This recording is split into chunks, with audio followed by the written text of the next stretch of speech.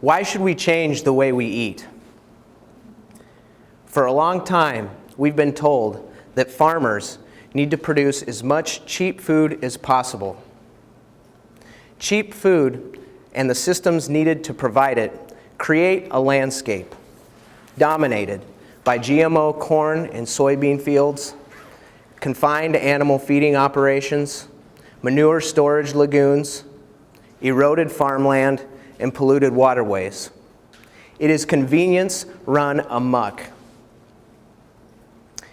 A focus on cheap food creates a false impression in farmers and in eaters that the industrial agricultural model is the only way to feed the world.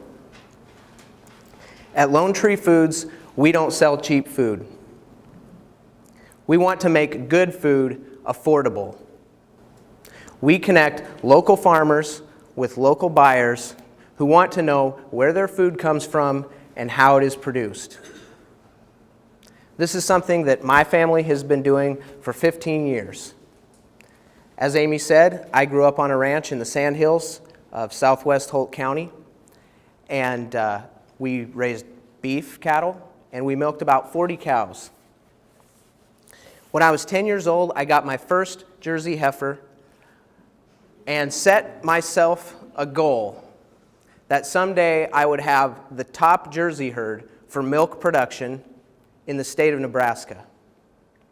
And 7 years later, I reached that goal.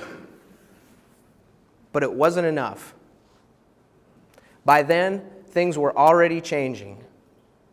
Dairies were getting bigger, growing first to hundreds, then thousands of cattle. The hormone, BST, had been approved for use in dairy cattle to increase milk production. Small town processing plants like the one we sold our milk to were being consolidated and bought out and closed by large milk marketing corporations. As a small, family-owned dairy, we were faced with the infamous choice of get big or get out. We did neither. Instead, we went organic, we went grass-fed, and we went on our own. We sold raw milk right out of the tank to our neighbors. And if we had too much milk, we sold cows. I'll never forget what my father told me at that time. He said, "Ben, it might look like our job is raising cattle and milking cows, but it's not. Our job is to produce food for people, not a commodity, but something that sustains life." Sustainability. We hear that word a lot these days, don't we? And it means different things to different people. Wendell Berry defines sustainable agriculture as one which does not deplete soils or people. Right now, in the United States, we lose 3 tons of topsoil per acre per year. Gone. Since 1980, in my lifetime, our country has lost 42% of its beef producers, 82% of its dairy producers, and 91% of its pork producers. They're gone. That's not sustainable. To me, sustainability is a conversation. My animals are my business partners. So are the other farmers in Lone Tree Foods, and so are the customers who buy food from Lone Tree Foods. So for our business to be sustainable, there has to be a conversation involving all the partners. Several years ago, I got a call from a man named Hilmo, who had come to this country from Bosnia sometime during the Clinton administration. Hilmo wanted to buy bull calves from us, and he had 3 requirements. He wanted them to be raised by their mothers on pasture. He wanted them to be at least 3 months old. And he wanted to butcher them himself on the farm. Basically, Hilmo wanted what a lot of people want. He wanted to know where his food came from and how it was produced. And he wanted to be part of the process as a partner. It turns out raising calves Hilmo's way is easy. It is, after all, nature's way. And I've found that it's always easier to work with nature rather than against her. And Hilmo was thrilled. He loved the meat. He was happy. And he gave me some of it to try. And when I did, I knew we were onto something. It was so tender and delicious, unlike anything I'd ever had before.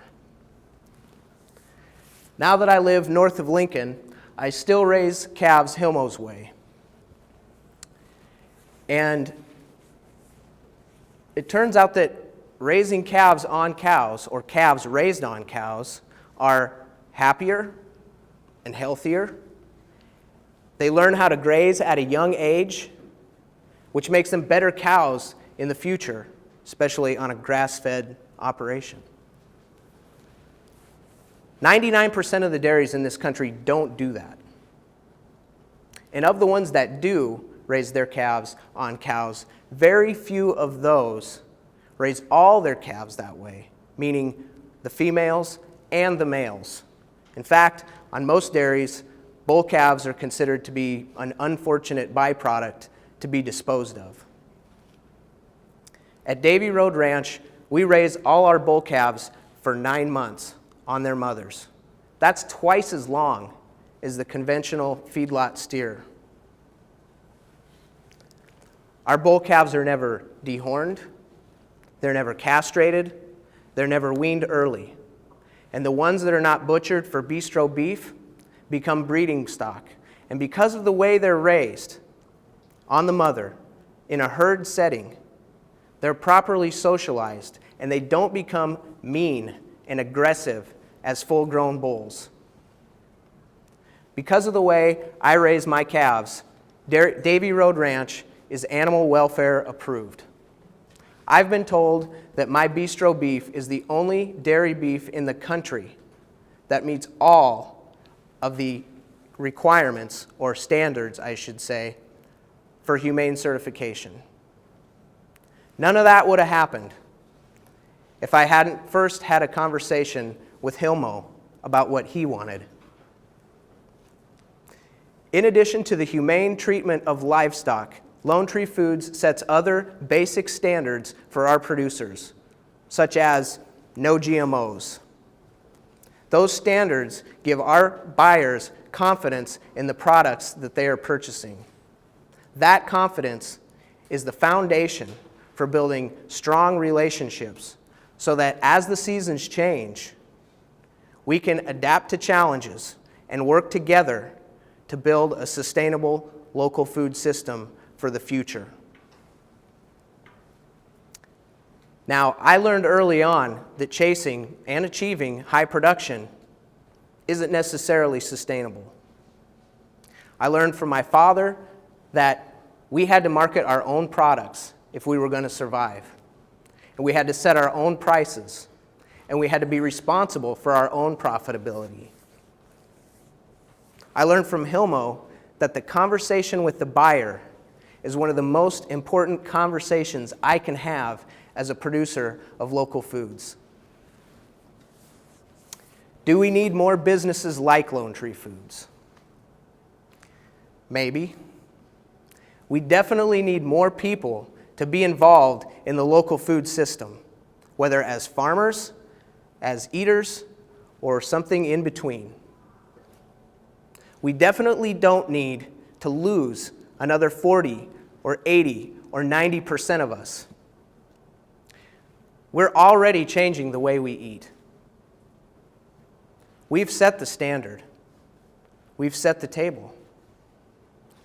Let's keep this conversation going.